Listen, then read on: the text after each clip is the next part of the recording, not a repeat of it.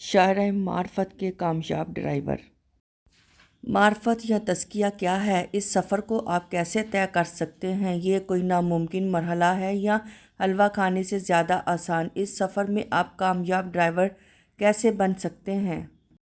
یہاں میں ایک اہم گزارش اپنے تمام متعلقین سلسلہ حجویری سے عرض ضرور کروں گا کہ معرفت کے عظیم راستے پر چلتے ہوئے میرے لیے بھی خصوصی دعا فرمائیے گا کہ میں آپ سے زیادہ خود کو اس راستے کا محتاج سمجھتا ہوں۔ ایک سمجھدار آدمی نے اس راستے کو اس مثال سے سمجھایا ہے۔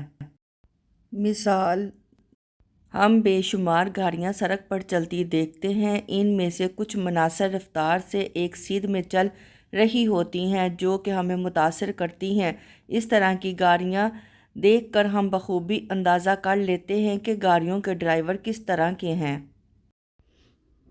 اسی طرح اگر ہم اپنی زندگی کی گاڑی کامیابی کے ساتھ چلانا چاہتے ہیں تو ہمیں چاہیے کہ دل کے ایکسیلیٹر پر قابو پائیں، اپنے غصے کی سپیڈ کو کنٹرول میں رکھیں، دماغ کے بریک کو بھی مضبوط رکھیں اور اپنے ظرف کے ٹائر اونچی کوالٹی کے لگائیں تاکہ ہمارے خیالات، ایمان و اعمال کی ٹیوب پنکچر ہونے سے بچی رہے۔ طبیعت کی ڈگی کو وسیع رکھیں، اپنی زبان کے سپیڈو میٹر میں شرافت کی سوئی لگانا ہوگی اور اپنی آنکھ کی ہیڈ لائٹس میں خلوص کی روشنی رکھنا ہوگی۔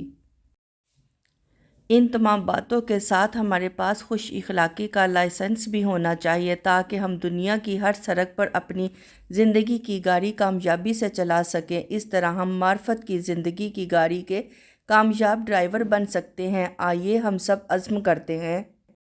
جس طرح ایک ناآشنا شخص کچھ عرصہ مسلسل محنت کرنے کے بعد ایک کامیاب ڈرائیور بن سکتا ہے، تو کیا کچھ عرصہ ہم معرفت کے راستے پر محنت کر کے کامیاب ڈرائیور نہیں بن سکتے؟ معرفت الہی کے لیے لاجواب نسخہ۔